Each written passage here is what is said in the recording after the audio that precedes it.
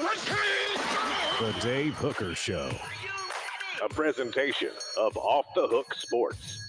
Objective insight, expertise, top guests. Available on YouTube, Apple, Spotify, and the Off the Hook Sports app. Download now for free. Also available on offthehooksports.com. I compute and obey. Now to Dave Hooker. Ready. Here we go. It is game week, and we are off and running. Looking forward to that. And I think I got my levels right here, Caleb, because we had a storm come in and we lost power for a little bit. Am I all good? You sound great. I mean, y'all been having storms like nobody's business out in East Tennessee. I swear, I don't know if you believe in global warming or not, or you believe that we caused it, or it's just natural, but the tornado alley has moved and it goes right through East Tennessee. We have a lot of them. Man, we've got a lot of show today. John Adams will join us a little bit later in the program. And you know, and I know that we all love visiting with John. What does Joe Milton have to do against Virginia to inspire confidence? Also, Tony Muskett will be Virginia's quarterback. I'll tell you a little bit more about him. Will Muskett backfire or shoot straight for the Cavs?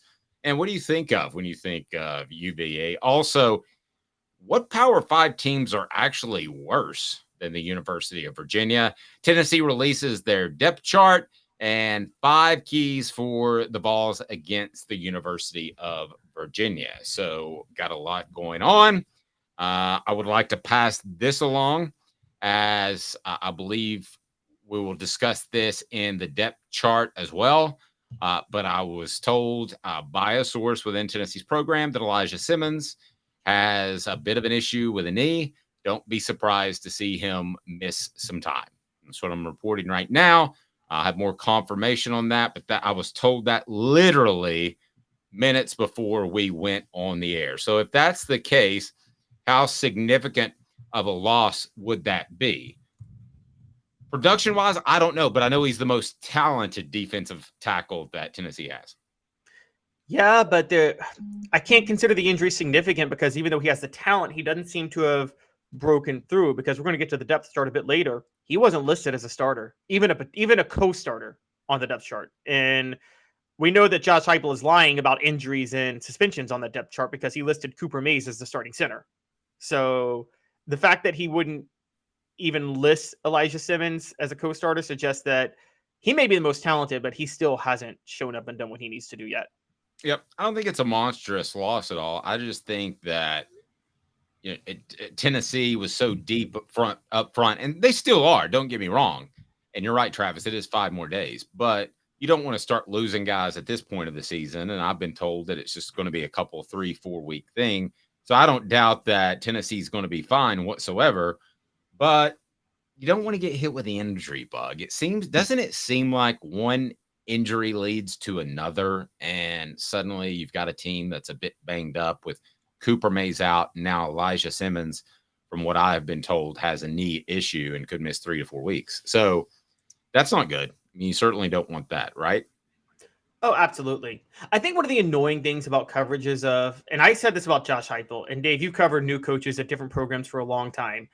You know what really, really gets me sick and annoyed is when you hear a player talk about this coach's new conditioning program. He's always trying to get us in shape, as if he's the only coach who's trying to get his players in shape in the country. And that's the first thing you hear with a new head coach, no matter how bad or good they turn out to be, is they have a new intense conditioning program that's going to get everybody in shape. And have you ever heard of a new coach that hasn't been touted for that? No, I've never heard a coach say we don't really need to worry about preseason conditioning and getting guys in shape. Is that what you're asking me? Yeah, but you notice they act like they're unique for prioritizing it, as if no other coach in football is prioritizing conditioning in the all season. But it is particularly more important for Tennessee in the offense they run, right? Yes, there's a type of conditioning they need. I agree with you on that, but you still hear it all the time. You hear that, and you also hear they're a tenacious recruiter. So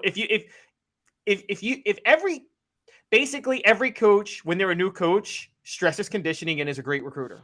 But that can't be all of them.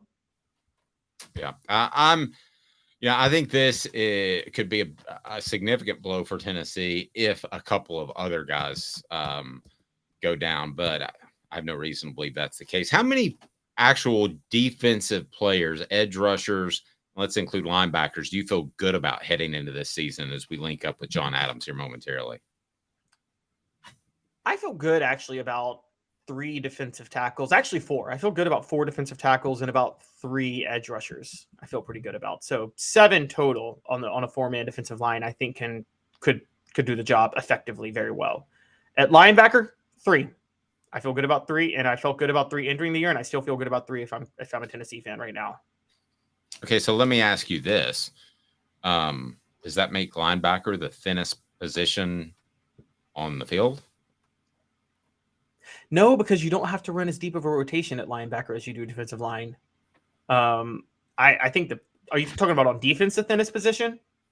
Well, I mean, all around. I mean, if you're talking about 3 linebackers that can play, and they've got 2 linebackers essentially in this position because of the defense that they run, I mean, that's not a great number of linebackers, Caleb. Yeah, but they have 0 cornerbacks who can play, so that's still the thinnest position out there. See, quarter or corner? Corner. Okay. They have 0 cornerbacks who can play. So that's the thinnest position out there right now. They have the most bodies at cornerback, but none of them can play. Tennessee Junior saying he can be great. He just needs to buy in. I think Elijah Simmons is one of those guys. I also think that Addison Nichols is one of those guys, and he would be Tennessee's starting center if he was a little bit tougher. Speaking of tough, John Adams of the Knoxville News Sentinel joins us now, as he does each and every Tuesday. Hello, John. How are you? I'm doing well. How are you guys? Never better. How excited are you about the football season? It is actually here. The week 0 is like you order an appetizer at a restaurant and they bring you like 1 fry. Horrible. Never thought about that. I don't usually get appetizers. Yeah, I try to stay even keel through a football season or in just to my work in general. So I don't want to get overly excited for the opener. I know a lot of people will. It's a non-conference clash between a proud member of the ACC and Are there any proud members of the ACC? Are they like, oh yeah, we're bringing the ACC to you? Everybody in there is looking for an escape hatch. Every one of those teams. They can't get out of there fast enough. No. Sound the fire alarm. Let's go. No, they can't. No, it's a storied conference, and looking forward to the game. Yeah, I am too. So it is in Nashville. We talked last week about neutral site games. It doesn't do a lot for me, but here we go. Let's start with Joe Milton. What does he have to do against the University of Virginia to inspire confidence for the remainder of the season? That is today's tough question, and it's brought to you by our friends at Zen Sports. Today's tough question. Take a side. Take a stand. The Dave Hooker Show, a presentation of offthehooksports.com. All righty, so here we go. You can name yardage. You can name completion percentage. You can name whatever you would like, but what would inspire confidence for Tennessee's fan base? Today's tough question brought to you by Zen Sports, the new sports book in Tennessee, revolutionizing the way you earn sports betting rewards. That means no more deposit bonuses that turn into deposit nightmares. On Zen Sports, what you see is what you get. With their cash rewards program, you get a lot of cash. For a welcome bonus, earn an unlimited 5% cash back on your betting volume for your first 15 days when you sign up with promo code HOOKED. That's HOOKED. That's right, unlimited 5% cash back. Keep betting, keep earning with up to 3% cash back on your betting volume every month after that, and refer friends to earn a percentage of their betting volume as cash rewards too. Zen Sports bringing the cash back to Tennessee. So if you bet big on sports, you want to be betting on Zen Sports. Zen Sports betting just got better. What should inspire confidence? What does it take for Joe Milton? Either team outcome, personal outcome. Let me start with you, John Adams. I think the stats will take care of themselves against Virginia. The stats will probably take care of everyone against Virginia. So I would just kind of be looking at what he does with accuracy. He's gotten knocked in the past for that. Decision making. And I wonder about how he will maneuver in the pocket. If Virginia can mount a pass rush, it does have an experienced front four, maybe the strongest area of its team. So if Joe Milton is pressured, how he handles that. Those are some of the things I'm looking for. And I think a lot of fans are too. I think the numbers will probably be pretty good, particularly if he handles those issues well. And they've got some cornerback issues as well. So Caleb, what do you Caleb, what do you think Joe Milton needs to do on Saturday for Tennessee fans to say that's the guy? Forget about that Ole Miss blunder. Yeah, I'm actually breaking with John here because I remember the last time Joe Milton started the season for Tennessee and he completed under 50% of his passes and missed on pretty much every deep throw possible. And it was against a very, very, very awful Bowling Green team with the worst defense than Virginia has now. So I'm going to go, I need to see him complete at least 65% of his passes, average at least 8.5 yards an attempt.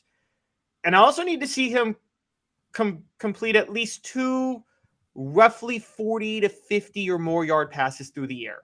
Josh Heupel's offense is going to scheme for you to have a couple of wide open shots, and he's got to complete at least 2 of those. So that's where I come with that. Ultimately, I think mine's the foundation of yours, which is completion percentage. But I really want to sit down, even if I had half the TV blocked off and I didn't see where the pass was going. I want to see his footwork and what he does in the pocket, because Hendon Hooker had so many great traits and did so many good things last year, John. I think we kind of forget about his pocket presence. He avoided sacks. He was kind of like a poor man's Bryce Young to some extent, and he got a lot done. Joe Milton has heavier feet. I know they've worked on his mechanics. If they do all of that, then I think the completion percentage will be there. By the way, on the message board, Travis says John is a cerebral assassin. Do you know what that means, John? It means I'm very bright and very vicious. Also, John Wick. Yeah. I really didn't think John Wick was that cerebral, but I didn't watch a full movie of his. No. just a bunch of guys killing other guys. Yeah, it's always the shot in the stomach, then shot in the head. That's how he kills people. Shoot them in the stomach to slow them down, then put a bullet in their head. Joe Milton's 300 plus yards, 3 TDs, running backs 150 plus divided by 3. A defense hold them under 21, 1.5 picks, 4 sacks. That's what Travis is saying. But I do think when we're talking specifically about Milton, I think we'll be able to see it without a stat sheet. I think we'll come away from that game saying that guy's taking another step in improvement. And John, how much do you look back at the Orange Bowl and what he did against Clemson as a reason to indicate he might be pretty darn good on Saturday? Well, he was facing certainly a better defense against Clemson than he will against Virginia. He didn't make mistakes, hit some touchdown passes, hit a deep throw for a touchdown. He was under a lot of pressure in that game, his first start in a while, and I thought he handled it really well. I don't know if Virginia will attest him that much, but I don't think you can just write that game off. I think it was a very significant game, albeit just one game. I think it was very significant how he handled things. Well, let me ask you this, because I agree with you, but Caleb's kind of on the other side of the fence. He said he's a bit unsure how much Clemson wanted to be there, Caleb. So, I mean, how much do you draw from the Orange Bowl? Well, me or John? Yes, Caleb. Sorry. Okay. I draw as much from the Orange Bowl as I would have drawn from Tebow's 316-yard playoff performance against Pittsburgh in 2011, which what I mean by that is when Tim Tebow threw for 316 yards, that was because Pittsburgh was daring him to throw deep, so they played just press man coverage the whole game and allowed for Demaryius Thomas to make so many plays. Joe Milton, Clemson, reset the clock on him, but they dared him to throw over the middle of the field. They left the middle of the field wide open all game. And, I mean, throws that we could have completed over the middle of the field in that game. Now, to Joe Milton's credit, he completed those, so that does reset the clock a little bit. But I can't read too much into it because I think Clemson was just testing him out to a certain degree and not actually pulling out their full defensive scheme in that game. Yeah, I also think that maybe that. What were you gonna say, John? Well, so basically you're saying Clemson wasn't really trying that hard to win the game. It was just its goal was to give Joe Milton a test. I think they were experimenting defensively with things. And yes, they did want to, and then they did, as part of that, willingly test Joe Milton because they weren't sure because of his accuracy issues before if he could throw over the middle of the field. The same way Pittsburgh in 2011, that's why I brought it up, wasn't sure that Tim Tebow could beat them from the pocket, so they just played press man coverage all day. And then New England next week was like, okay, we'll play more complex cover 2 defenses, and Tim Tebow completely melted down in that playoff game a week later. On the flip side, there's a guy with a pretty cool last name, and we're going to talk Virginia here for a second to get you prepped for the game. Be sure and hit that like and subscribe button. Fill in your comments, as I know you've been waiting for quite some time to hear about Tony Muskett. Tony Muskett. That's right. It's a great name. Would you rather have the last name Muskett or Hooker? We'll get to that. First, Jacob Warren, what should people do that are watching right now? What's up, everybody? This is Jacob Warren asking you to like, subscribe, and share. Dave needs this. All right. Will Tony Muskett backfire or shoot straight for UVA? I want to start with you, John.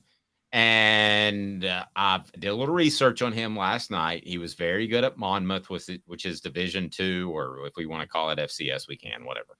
But isn't it all FCS now? But anyway, it's Division II. He was one of the top players in Division II, and he moved up to Virginia.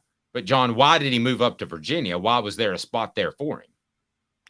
Well, Virginia's quarterback transferred to North Carolina State. I think his goal was, his thinking was, I got to get out of here.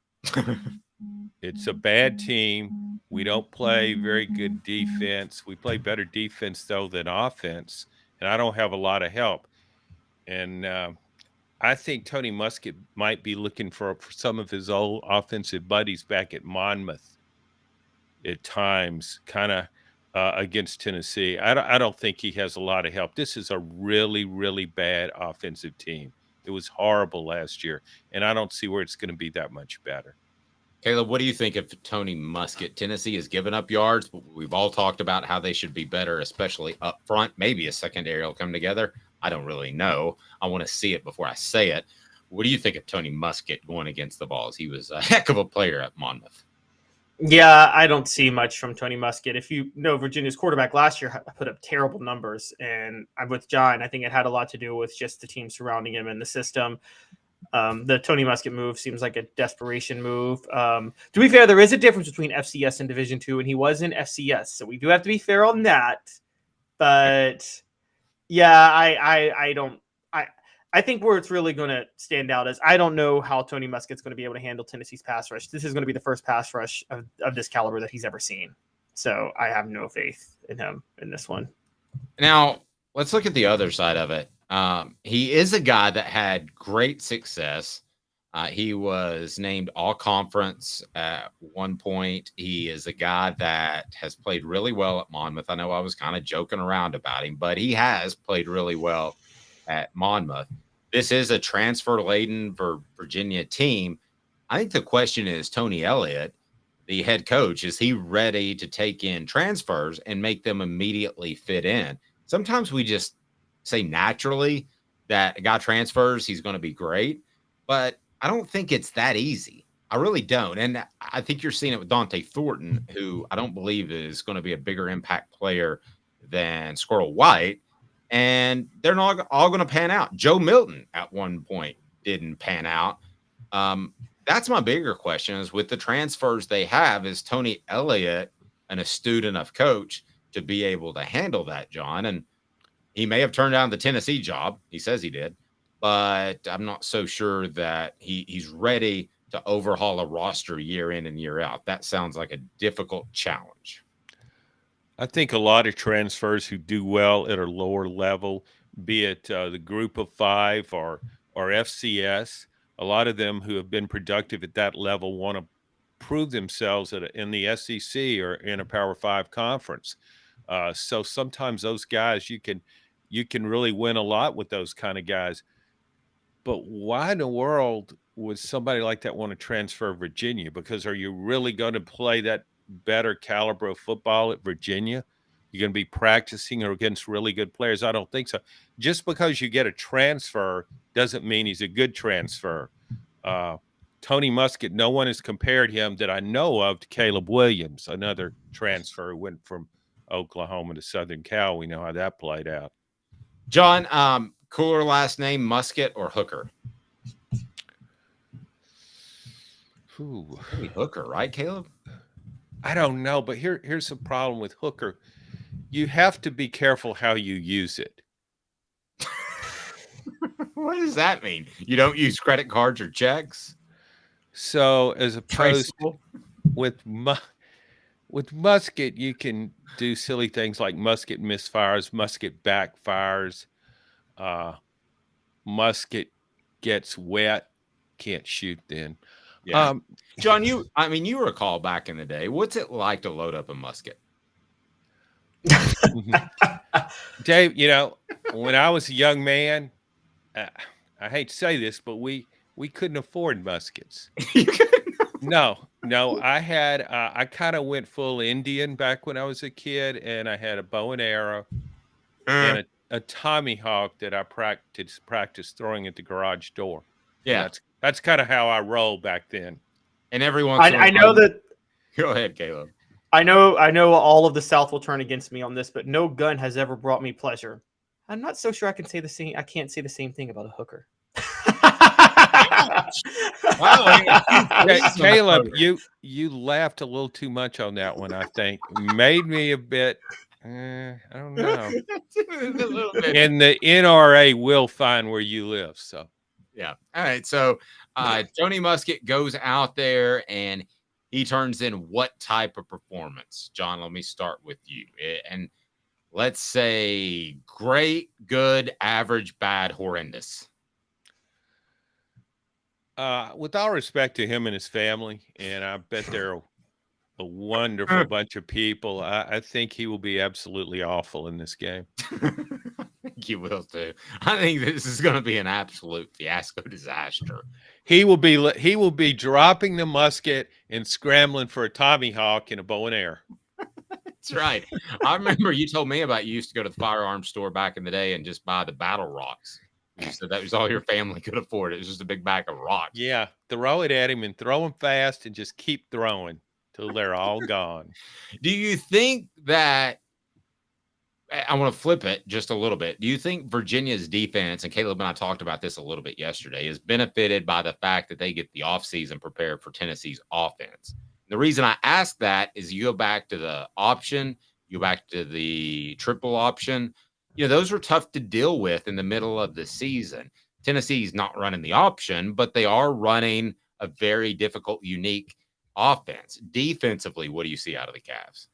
Well, remember when Tennessee had an entire off season to prepare for Georgia Tech's triple option, which I think netted 3,000 yards in a losing cause? I don't think was that the trash can game? It very much was, yes. And a certain coach should have been placed in it. I won't mention any names. But I think this is a different type offense. I don't really think you can prepare for it. I mean, you can see what Tennessee does, but it's the speed at which you have to play, and you just can't duplicate that in practice. So I think that will be Virginia. It doesn't matter. You could have given Virginia 3 years to prepare for this offense, and it would still be in trouble on Saturday, I think. So do you think Tony Elliott comes into this game and he's more concerned about Tennessee's offense or what Muskett's going to do? I think he's probably more concerned about his job. Ouch. Do you think Danny White might hire him? Well, if they have an administrative post open, that's possible. I can't read Danny's mind, but Bud Ford over there, he's not doing anything. Who? They got Bud Ford over there. He's not doing anything. They could take his job. I think Muskett will be below average. I'm not going to say absolutely horrible, but Caleb, what would you say? I'm actually going to go absolutely horrible. I'm with John. And I mean, mainly because, you pulled up some of his stats. I know he had over 200 yards rushing last year, but he's not that good of a runner. No, he's not. No. And so what is he going to do when Tim Banks dials up these blitz packages that he likes to dial up throughout the game? I mean, Tony Muskett is not going to have any chance. I mean, I would be able to, I've never touched a gun, and I'd be able to reload a musket before he gets rid of the ball. He needs to be running for that rock pile and start chucking those things. You know what I think of? It's weird how this popped into my head. Remember last year when Will Levis was injured for Kentucky and they brought in the backup? From September to November. He was dealing with some issues, Dave. I mean, anybody can break He's playing down. the preseason like he's still injured, by the way. I'm sorry. I just got an email. You got Caleb, who's a big Titans fan, so you just touched a nerve. Well, I just got an email about how I can interview him about how he's preparing for the NFL. No thanks on that one. But go back to, I can't remember the young man's name, and I'm sure he's a fine person, but he came in as backup to Will Levis, and I watched him play. And that's who I think of when you say Tony Muskett. I mean, he just really looked overwhelmed out there. Or maybe another guy, Jack Miller, that started for Florida against Oregon State.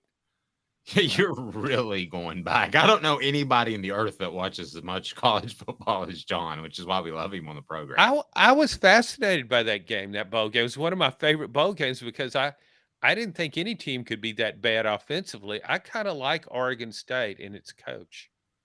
And how about a shout out to Joey Matthews, who I was, that's out of left field, Sevier County, who I was told the reason he didn't have a better career is because they wanted to get everybody ready in 98 and it's full contact on the quarterbacks. And it pretty much broke his confidence 2 weeks in the spring camp. He later became a member of the FBI. Then I think he's a great individual. So I'm not going to say anything. I don't know. I saw him come. I saw him start the year in 2000. Was it ever a confidence thing with him, or just the worst arm in the history of Tennessee quarterbacks? I think Dave was right. I think it was more confidence than anything else. Yeah, Fred White said that they beat the Ever Living Fire out of T because there were no non-contact jerseys, and he said it probably was very, very bad for Matthews' career. Little sidetrack, 2 minutes. What do you think of when you think of UVA, the University of Virginia? Craig Elo, anyone?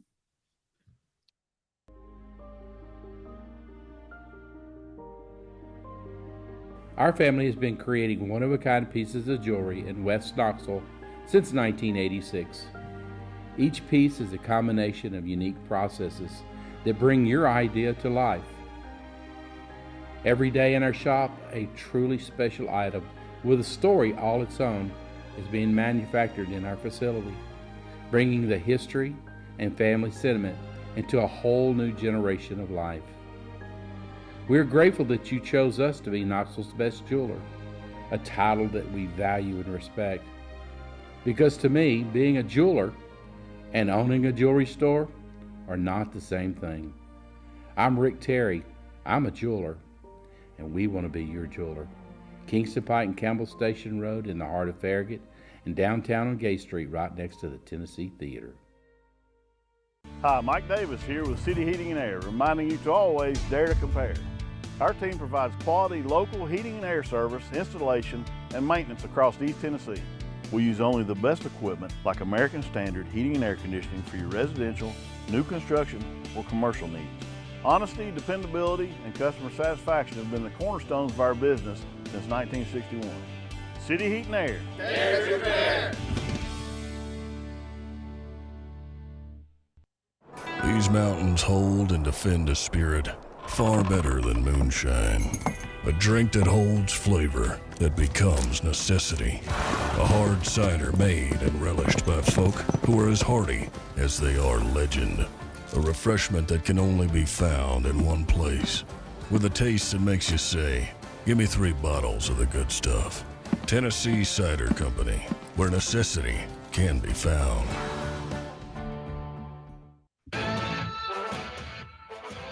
A A college football tradition like no other. Yes, sirree, boys and girls. Or a guy that just won't leave. Wow, that is sad.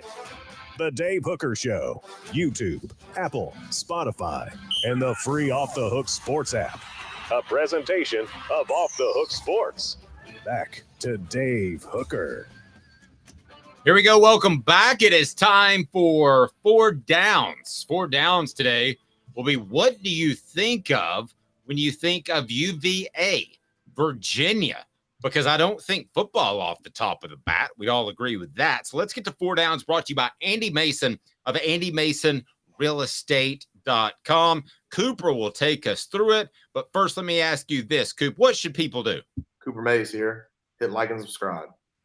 Yep, absolutely. And I've been told if you do that, he'll actually heal up quicker and be on the field. What about that? All right, here we go. It is time for 4 Downs, brought to you by Andy Mason, AndyMasonRealEstate.com. 4 Downs. 4 questions.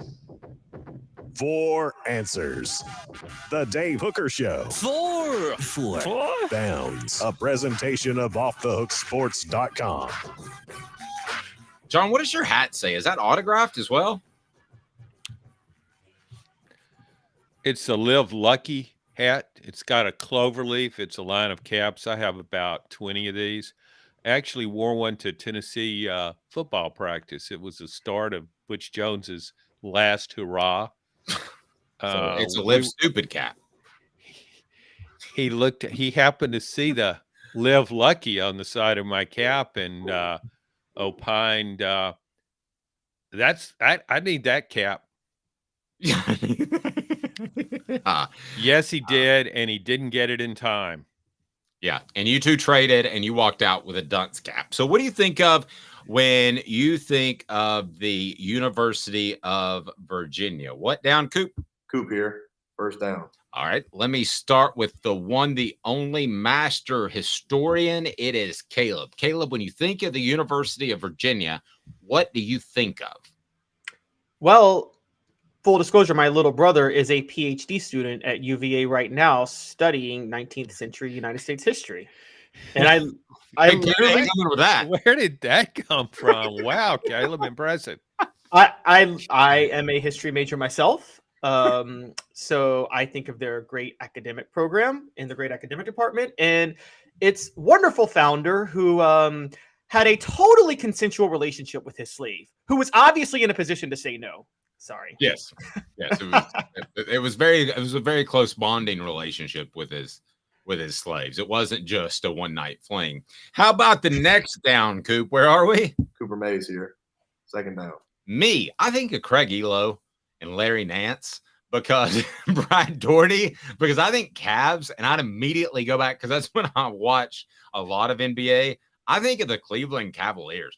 If they weren't playing Tennessee, I don't know that I would know one single person on their team. Does that make me stupid, John, or does that make me a guy that knows how to best spend his time?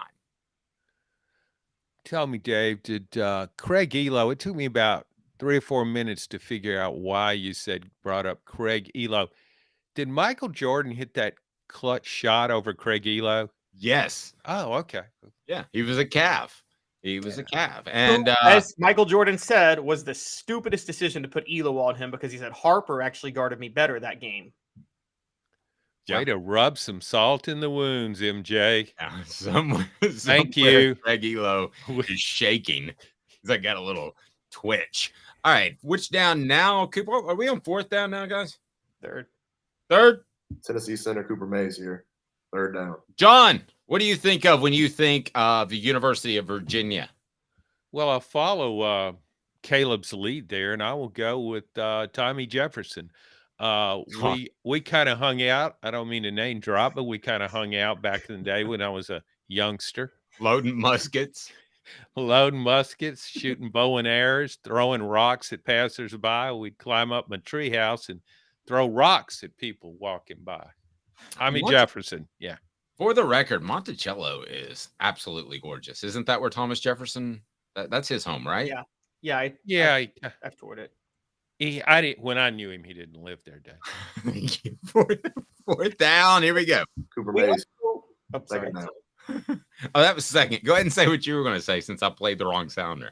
We also forgot about the one a very inspiring figure in Tennessee history. A legendary Tennessee football head coach graduated from the University of Virginia. Anybody know who I'm talking about? Who? Derek Dooley. He graduated from UVA. Yeah. Yeah, tight end for UVA. I intentionally didn't bring him up, but that's fine that you did. Yeah, he was a tight end. That kind of told you something about Virginia's recruiting back in the day. Derek Dooley was a tight end, wasn't he? Or was he a wide receiver? He was hybrid. He was a wide receiver. Why did I think he was a tight end? Because he looked too slow to be He a played wide Tennessee. He went against Tennessee when he was on Virginia in the 1990 Sugar Bowl. Yeah, I covered that game. It was a close game, too. And nobody cares about that game. Or about Derek Dooley. So no, they don't. But that's what the next question's about. All SEC center Cooper Mays here. 4th down. That's 4th down. So would Virginia be better off with Derek Dooley than Tony Elliott? Ouch. That's a thinking one. Caleb, you want to go first? Or go John? ahead, Caleb. No. Who do you want to go first, Caleb or me, Dave? I want you, John. Here we go. Okay, I'll say Virginia would be better off with Derek Dooley. Golly, they would, I think, Caleb. I think they would too. I don't think that's pretty sad, isn't it? Well, but again, Derek Dooley wasn't his weakness was recruiting, but I don't think he was. And John, I think you and I have talked about it. I think Derek Dooley is one of the few coaches that Tennessee hired between Fulmer and Josh Heupel who maybe had more than 3 brain cells. And I think Derek Dooley had a very high IQ for a football coach. That's crazy. Yeah, I do too. I mean, if you put Derek Dooley and Butch Jones in like a academic decathlon, Derek Dooley's winning. God, can you see those guys on a debate stage? The Butch would go, well, he fell down and hit his head on his helmet. I mean, that's his go-to line when something in a crisis moment. So that wouldn't go well. No. Yeah, he didn't mention that he pushed the kid down and made sure that he fell in the helmet. Nigel Warrior's name never came up in his explanation either. No, it didn't. It was almost like he got punched or something. I thought it was Darrell Taylor who punched Shy Tuttle. Was it Nigel Warrior? I thought it was Nigel too. I thought it was Nigel that punched Shy Tuttle. Yes. Yeah, I'm sure it's on you. But I mean, who knows? Personally, I think it's kind of foolish to have tried to punch Shy Tuttle. Guys, what do we want out of our media? Exactly. Well, you can go to utsports.com and just Google Shy Tuttle, Nigel Warrior, and I'm sure there's a write-up on utsports.com that will totally illustrate what happened that fateful day in practice. John brought this up to me yesterday, and I thought he was purely insane. And then we talked about it, and he's absolutely right. But at first, I thought, what the H? What the? What was he thinking? Release the hounds. The Dave Hooker Show. Keep cool. A presentation of offthehooksports.com. Both of you have to give me a Power 5 team that is worse than Virginia. I will go first. Tell me if you agree or disagree. I will say Vanderbilt. Both agree? Disagree? I will disagree. Oh, okay. Even though I watched Vanderbilt against Hawaii, I will still disagree. I would have disagreed last week, but that Vanderbilt Hawaii game, and maybe I'm just salty because they cost me some money because I bet on them to cover. He has a problem. Caleb, never, ever take Vanderbilt and give points. I don't care if it's against Monmouth and Tony Muskett is departed. Fair. Go ahead. I'm going to say, I'm actually going to do something kind of similar, but look, and this is a waste of a program because I think they could be very good, but given their coach, I don't think Virginia is the worst football team in its own state. I think Virginia Tech is. They made a terrible hire in Brent Pry. I think you could. What do you think, John? I mean, you can make that argument. It seemed like Tech was rolling right along with Michael Vick and Shane Beamer. I'm sorry, what was his first name? Beamer. Frank Beamer. Frank. To be frank, Frank Beamer had a pretty good thing going, but I don't know how they compete nowadays, John, with trying to get elite athletes. They were based off good defense, and was it Bud? Can't remember. Bud Foster. Bud Foster. Yeah, he was there forever, and yeah, I know how they can compete. They play Virginia every Saturday. So yeah, it's just a season long of Virginia. 12 non-conference games. Look, if Virginia Tech were in the SEC, given their fan base, I actually think they could have a nice infrastructure to recruit to a certain degree because they have like an SEC culture, I feel like, at Virginia Tech. But Justin Fuente just wrecked that program. Again, Hendon Hooker. Rocky Top Tom says UVA equals sissies with bow ties and salmon pink breeches. That was the official color. They also demand that you some salmon pants. Yeah, at least somebody called them salmon. I didn't think they were salmon. UVA also demands, by the way, that you refer to the campus as the grounds, not as campus. They say it's the grounds. I'm dead serious. Oh, so I've got it. Tony Muskett just hit the grounds in Nashville. Yeah. Repeatedly. Tony Muskett can't get up off the grounds in Nashville. It would be.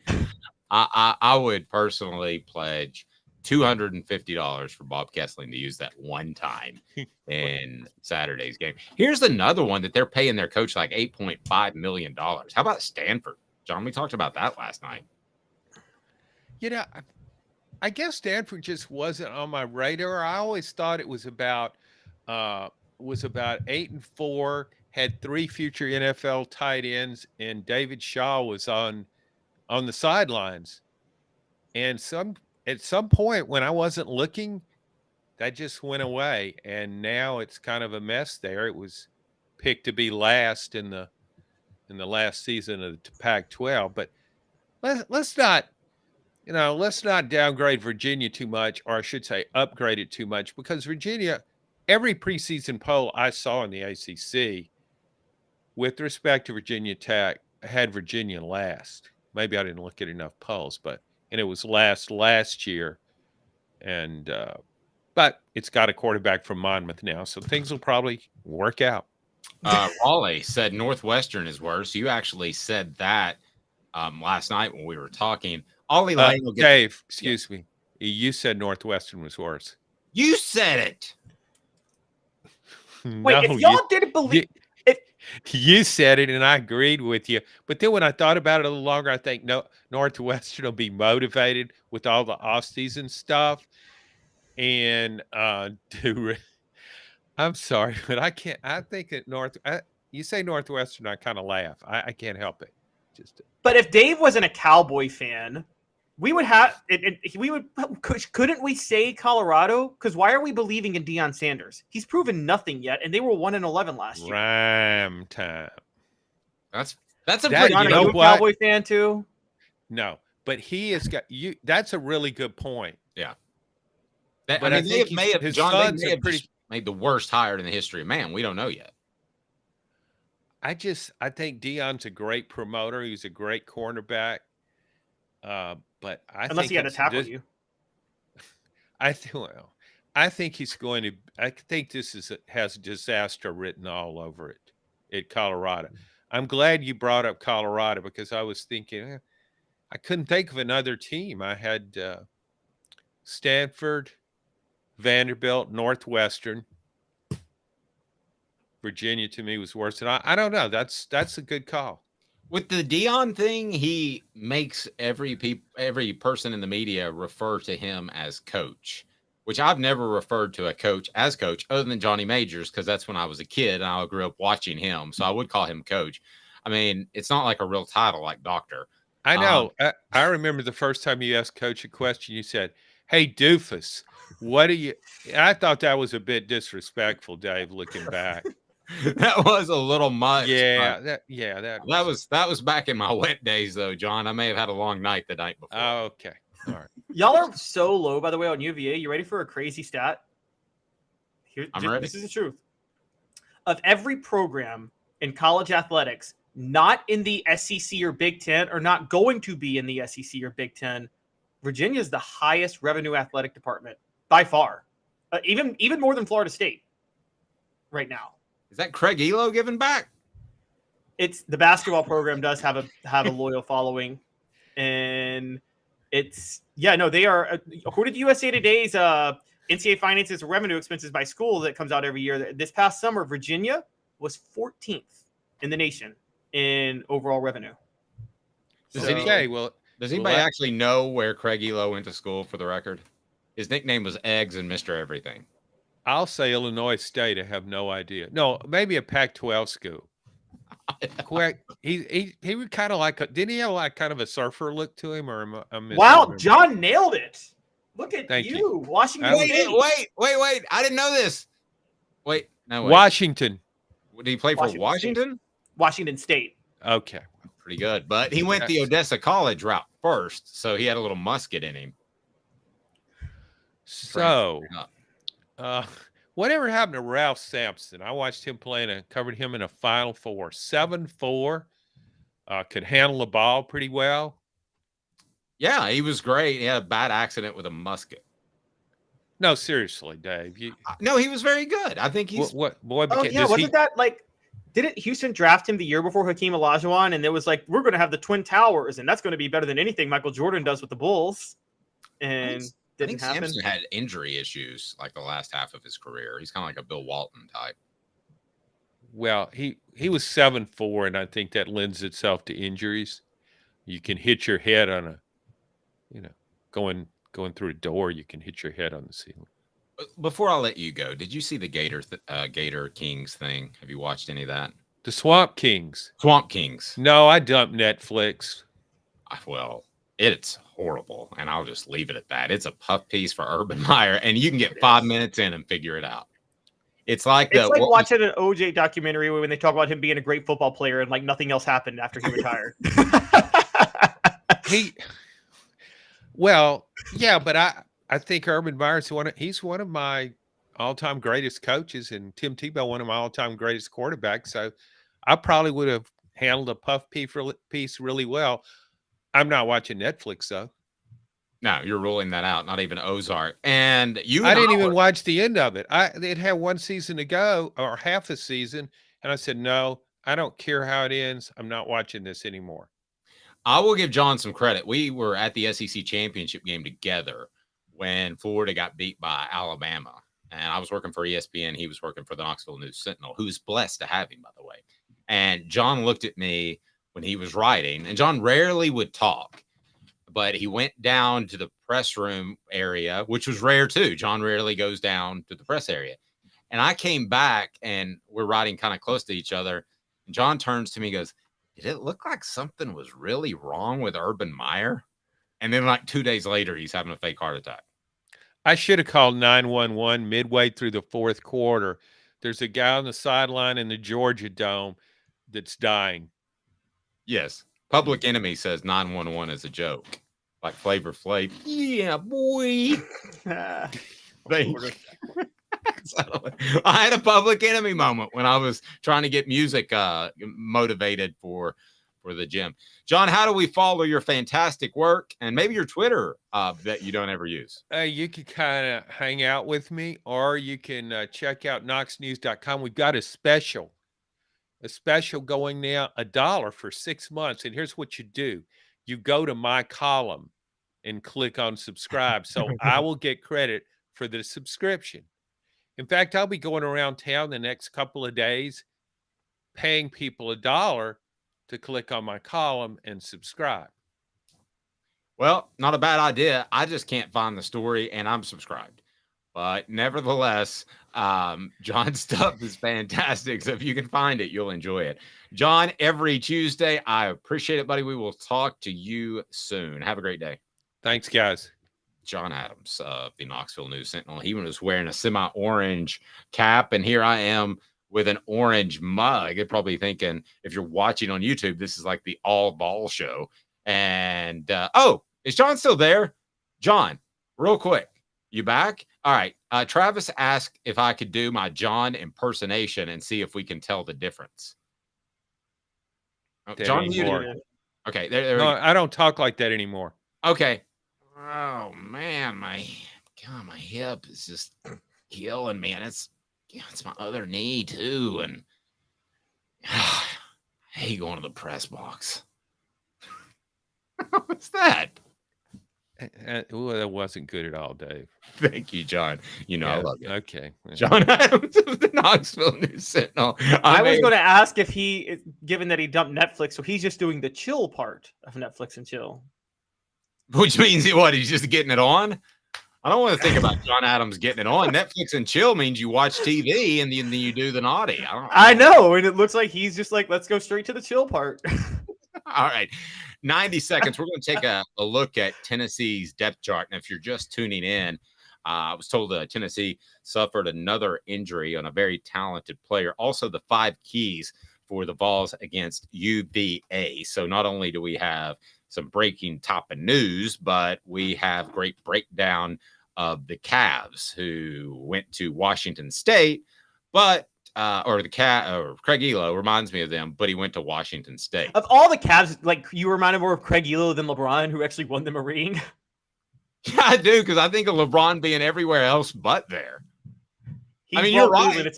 You're right. He brought Cleveland its only championship in like 60 years.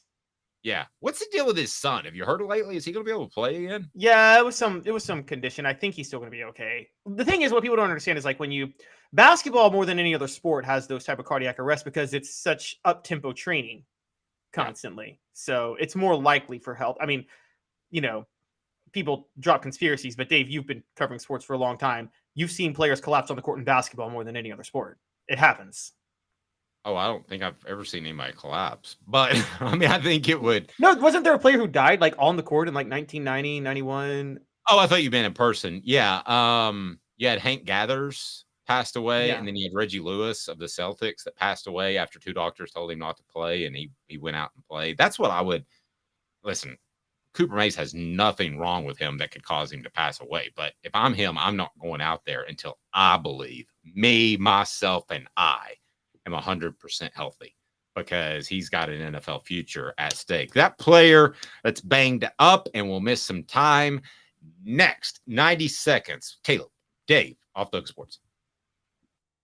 Candace, I was really heavy into the drug culture. I was selling drugs. I was just constantly in pain. I was missing, like, a good support system in my life. Candace has given me everything that I need in order to successfully have a wonderful recovery, in order to have a life that I didn't even know was possible. And it's not just about me anymore, and I love that. I absolutely love it.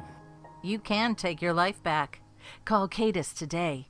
With all that sun, sand, and salt water, the beach is a very relaxing place. Unless you wear contacts. Ow!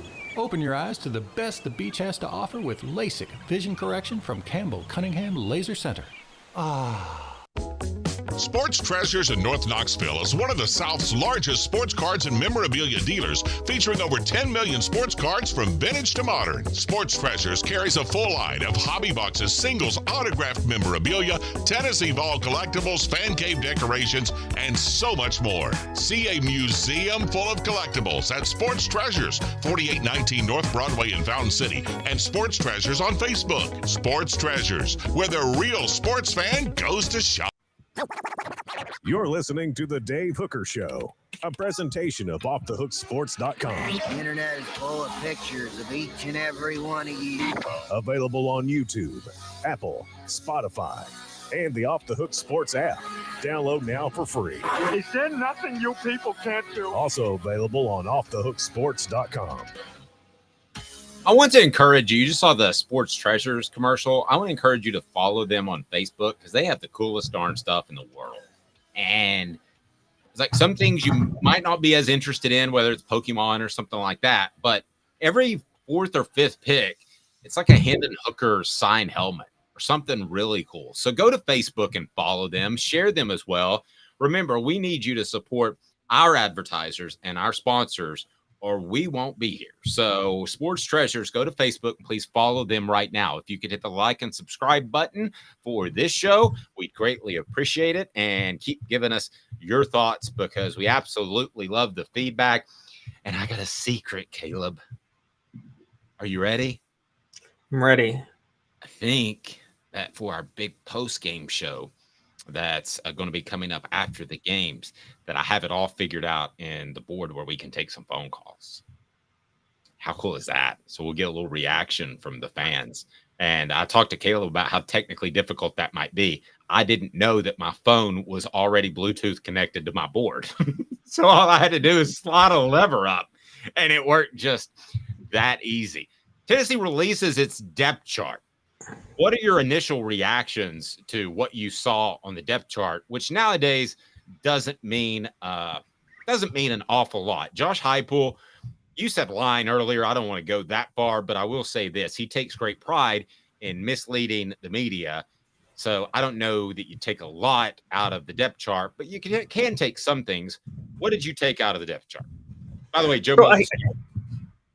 Yeah, and that one actually wasn't surprising. One of the things that kind of stood out to me was that Roman Harrison was penciled in as a starter at Leo, but at defensive end, it's Tyler Barron or Dominic Bailey. Now, I've been calling for Tyler Barron, Dave, to step up for a while, and it seems like he still hasn't separated himself. The other one is both cornerback spots are an either or, meaning they have no cornerbacks. They still can't find somebody. The star and both safety spots are locked in. So obviously they're willing to do that in some areas. Okay. Offensive line, totally in flux. And I think that really stands out with there's a either or at 3 of the 5 positions. And then the 4th is Cooper Mays penciled in at center, but we know he's not starting on Saturday. So yeah, we know that. And I don't think he's going to start. I don't think he's going to start for the Florida game. And again, this is not Cooper telling me this because he is a part of what we do here. I'm specifically not asking, but based off other sources, I don't think he's going to be ready for a few weeks, which you can read about on offthehooksports.com. Also, we reported earlier that Elijah Simmons has a tweaked knee and could be out 3 to 4 weeks. We'll see. I don't think you're going to get Josh Heupel to address that, because he wasn't up on the depth chart anyway. So it's not like he's not going to run out there. I guess if he's in street clothes, he could be asked about it, Caleb. But, you know, you talked about, Tyler Barron. I think that Tyler Barron, Addison Nichols, and lastly, who are we just talking about? Elijah Simmons are the guys with the most talent that need to get a little bit more serious about how hard they play football. And now throw Joe Mincy into that too, by the way. Fair. And I'm not saying that now that Elijah Simmons is hurt, he should get healthy. But I am saying that there were a lot of guys brought in under Pruitt that were mean guys. Mean, nasty, I mean as a compliment. And some of the other guys that have come in since have not been as mean. You talk about the offensive line. How much shuffling do you think we'll see in real game action before Tennessee gets up 30-3 of maybe putting in, I don't know, an Addison Nichols at center, maybe having Ollie Lane play a little left guard, Andre Keurig maybe playing left guard, and then at the right tackle position, you got Mincy and Crawford, right? I think that Tennessee is good enough where they can mix and match a little bit and see who are real game players, not just dudes that are showing up in a uniform.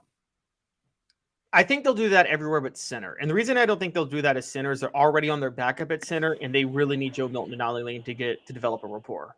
So I think he's going to try to keep them in together, because you don't want Joe Milton then to get used to another center. Now he might rotate in once he pulls Joe Milton, which if you're a Tennessee fan, you hope he pulls Joe Milton, and you hope to get a look at Nico, which I guess is a new question, Dave. Do you expect to see Nico on Saturday? I do. No question. Yeah, I don't even think that's close. I think the game's going to be out of hand, and that might be the most exciting part of the game, quite frankly, on Saturday. I agree. So I think once you get Nico in, you'll rotate Addison Nichols and try some things, but I don't think you're going to do that with Joe, because I think you want to make sure that Joe and Ollie Lane have really developed a rapport with each other going forward. Let's go down the other running backs, Jabari Small or Jalen Wright. When it's all said and done at the end of the year, it's Small or Wright. So they use the basically or to say that they're both starters. But Small or Wright, who do you think at the end of the year will have the biggest impact for the Vols? I'm solely being a slave to what I've heard about practice reports, but I'm going with Jalen Wright at this point. Totally agree. And I think Small is more fundamentally sound, but Jalen Wright has put on he's put on what, 15 pounds this offseason? He wasn't 210 last year. And Now he's bigger, he's more powerful, and he still has the bounce, is what I've been told. Now, Squirrel White listed at receiver over Dante Thornton. But it's an either or again. Is it an either or? Okay, because yeah, according to the Knoxville News Sentinel, it's got him just below him. So if it's an either or, that's one thing. But the fact that he hasn't stepped in and taken that position, which I think a lot of people hoped he would, and you and I thought he would, is that saying anything about Dante Thornton, that he hasn't had the impact that many people thought he would? No, I think it's more Heupel's going to be able to run 4 people in a rotation, and I think Squirrel White is just that good. Particularly, Squirrel White's a great fit for Joe Milton because, as I've talked about before, if anybody can catch a Joe Milton overthrow, it's Squirrel White. I find it interesting they have Jacob Warren or McAllen Castles. That stood out to me too. Yeah, it's going to be Warren. I mean, they rested him last week a little bit so that he's fresh and he knows the system. I will say this from people I talked to in that program, Castles is going to be a dominating run blocker. And he's good enough to get open, but he maybe proved to be a little bit more powerful when he's blocking in the box. But that's Jacob Warren. I mean, he played 75% of the snaps last year with Princeton Fant rotated in and out. He'll play 75% of the snaps this year too. All right, here's what I think is going to happen. I think we talked about they would alternate Warren one drive and then 4 wide another, which I think is still strongly possible. But I think I think it'll be Warren 4 wide, Warren Castles, Warren 4 wide, Warren Castles. That's how I think they're going to do it. And then with the 3 to 4 receiver, they'll rotate Thornton, White, Keaton, and McCoy in. And I think they will actually move Thornton. I think they'll stick Thornton in at wide out sometimes too to give Keaton or McCoy a rest. So in the defensive backfield, you have Danico Slaughter or Gabe Judy Lawley. That's at one cornerback position. At the other, it's Kamal Haddon or Warren Burrell. And then at the star position, you have Tamarian McDonald. At safety, you have Jalen McCullough, followed by Jordan Thomas. At the other safety position, Wesley Walker. And then followed by him is Andre Turrentine, who was supposed to be a corner this time last year, or Christian Charles. Out of that group, I'm going to write a column about this on offthehooksports.com, and I'm going to poll all the various contributors to the site, including Jimmy Himes and John Adams. Which one of those defensive backs takes the biggest step? Wesley Walker. Wesley Walker showed promise at the end of last year. He takes a huge step this year. I'm throwing all the cornerbacks out. I think that rotation is Heupel saying, if you want to know where they're going to rotate, it's going to be cornerback. They're going to try everybody at cornerback against Virginia because I don't think they have an answer. And I'm still sticking with it. Jordan Matthews will be starting there by October, and Jordan Matthews and Ricky Gibson might be starting at cornerback by November. I'm going to Danico Slaughter, and it's purely based off the eye test. Like if we were voting for who's going to be in the college football playoff, if we were on that committee, it would be eye test that pushed him over the top, Caleb. And I think that he has shown me flashes where I think he can be really, really good. I'm talking about his fast twitch and his explosion.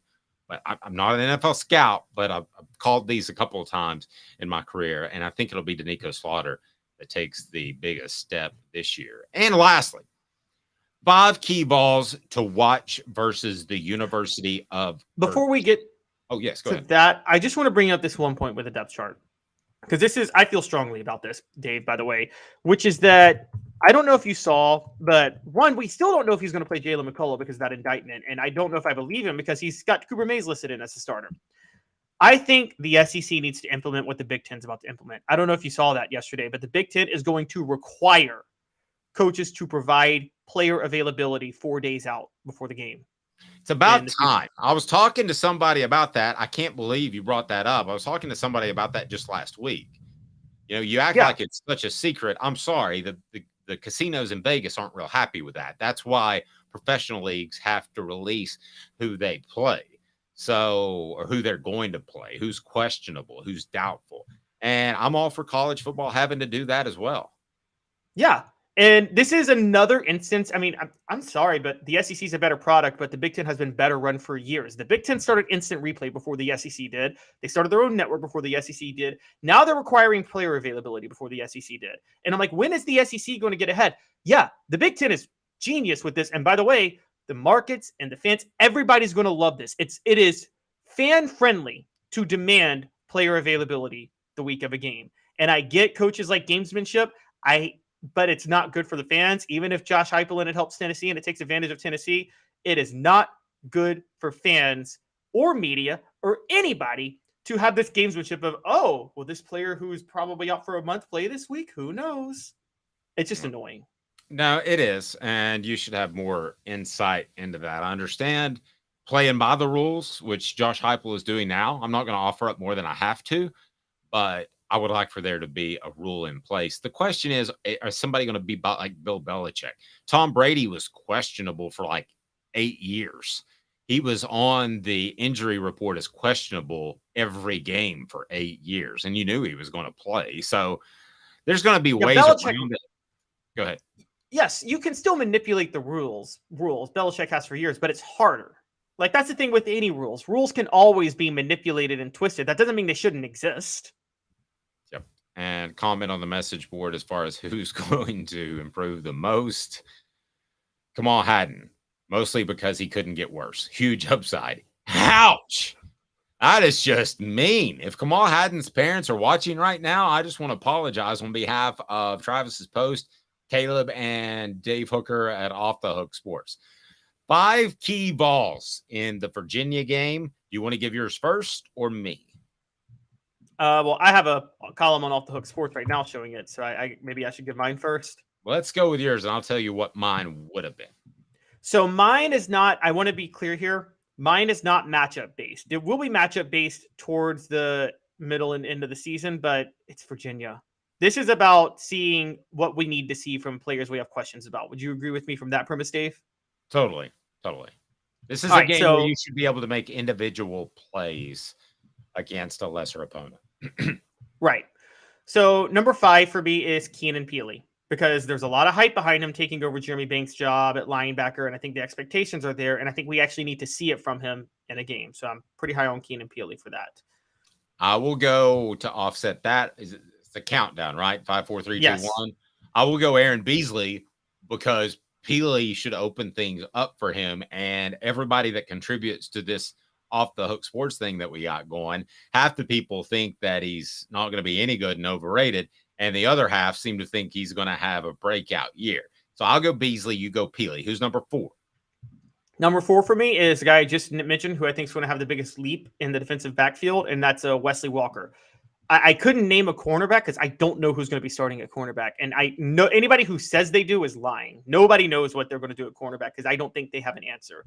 But Wesley Walker stepping in to take Trey Flowers' role after a strong finish to last year, I'm really excited to see the leap he makes, and I think that's what we need to look for against Virginia.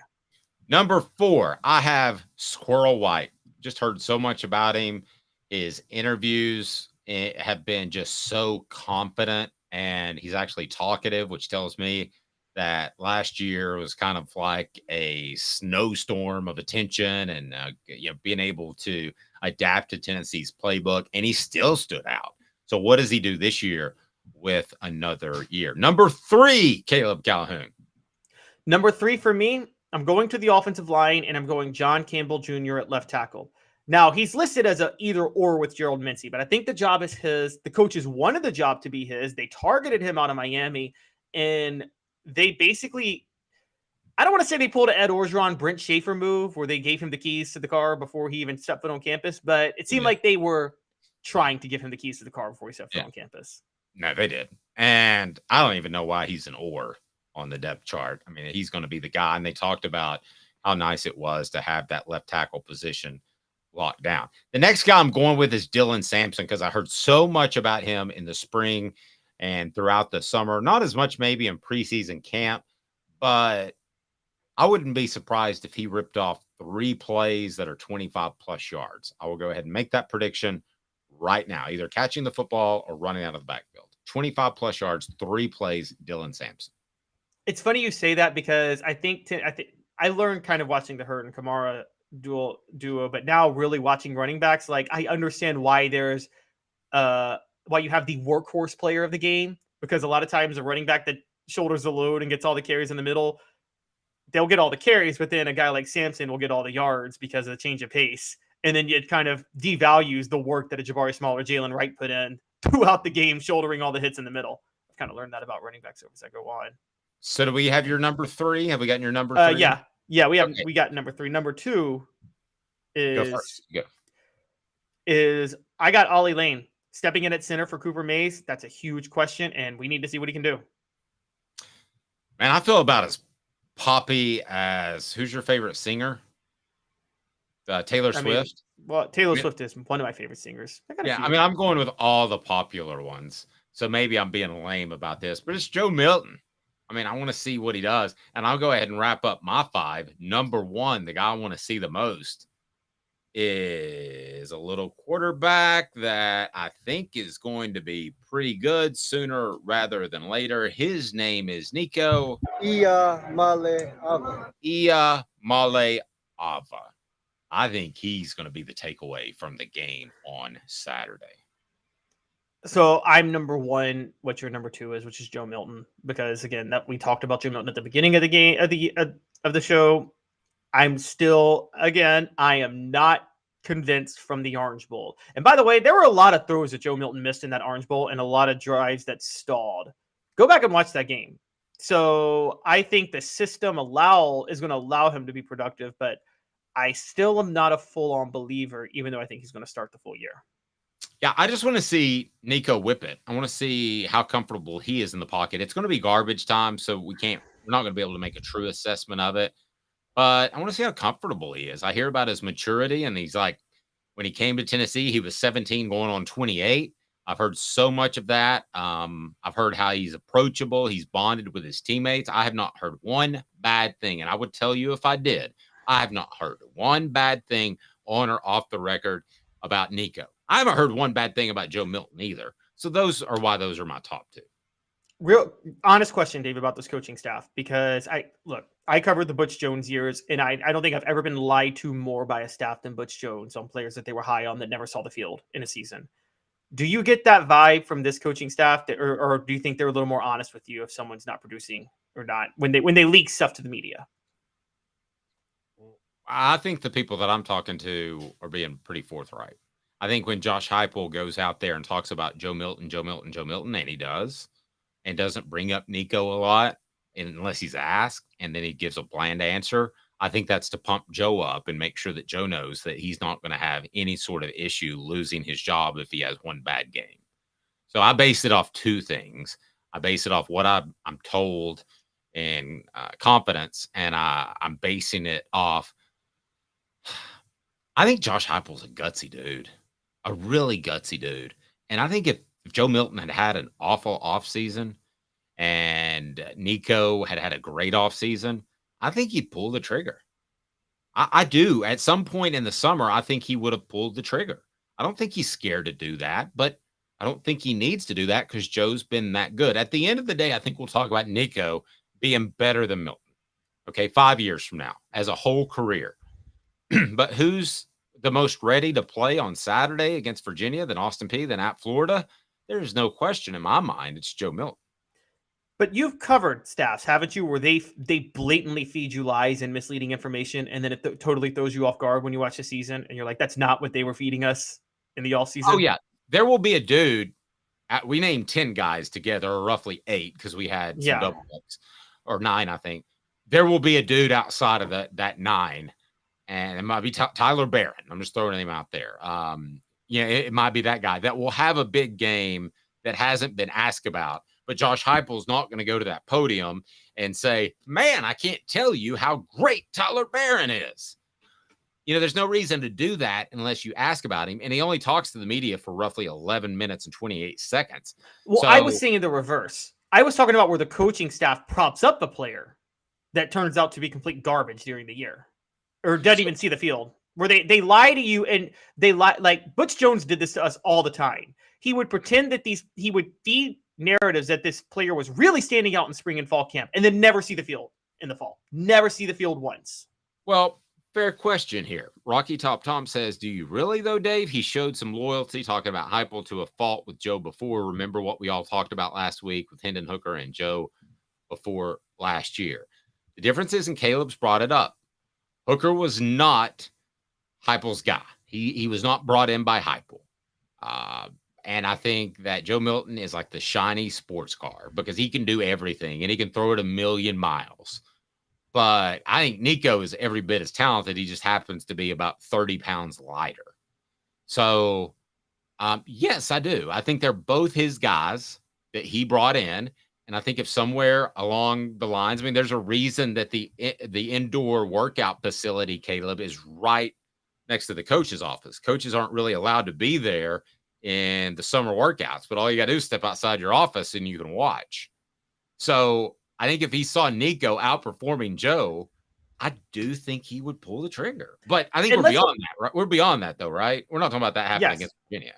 Right, exactly. And let's be fair. And my older brother brought this stuff to me, so I'm going to give him a shout out on the show. But yes, I still criticize Josh Heupel for making that decision to start Joe. Yes, I think it was because Joe was his guy and he looked past Hooker outperforming him. However, I know too many coaches that would have had the arrogance to stick with Joe throughout the year, even when Hooker was clearly better. Heupel was willing to make that switch to Hooker like that. I mean, Hooker took the job and didn't lose it. How many coaches do you know, Dave, that would have so badly wanted their guy to stay the starter and would have kept him on the field, even if Hooker was clearly better? Now, let me ask you this. Could we have a Jalen Hurd, Alvin Kamara situation? We all knew that Alvin Kamara was better, but Jalen Hurd got paid.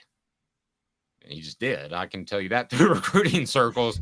And when you pay a player, he has leverage over you. That's why it was really stupid to pay players back in the day. But it wasn't pragmatic because they can say, I can go to the meeting altogether.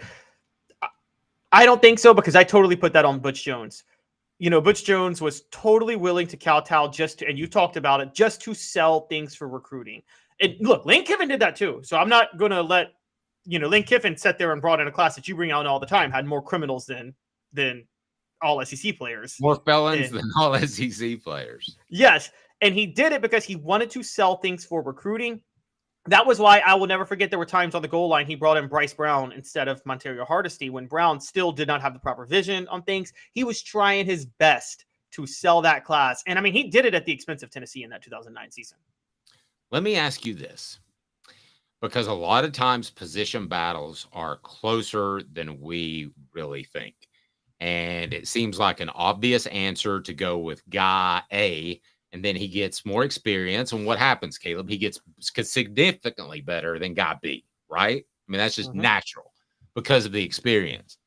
But if it were 45% that they like Joe over Nico, would the NIL money factor in? Do you get a phone call from Walmart because he showed up on my Instagram feed as shopping at Walmart? I don't know if that was the actual sponsor or the item he was sponsoring, but you're talking about what, $8 million? If you get that call and you're close, does it affect who you play? I know this is crazy talk, but you got not only if Joe doesn't perform the way he should or if he performs questionably. I think everybody who called that NIL money together for Nico, I think at this point it's an open secret at Knoxville that Tennessee expects to start Joe for the year. So I think most of the NIL investors are accepting that. They just demand that Nico start next year. Yeah. They're not going to go get Joey Matthews to step in there. He's Caleb Calhoun. I'm Dave Hooker. We are with you weekdays at 10 a.m. Hit the like and subscribe button. Tell a friend. We greatly appreciate those that are on the message board each and every day. And before long, we're going to be able to take some phone calls. We're looking forward to that. He's Caleb Calhoun. I'm Dave Hooker. This has been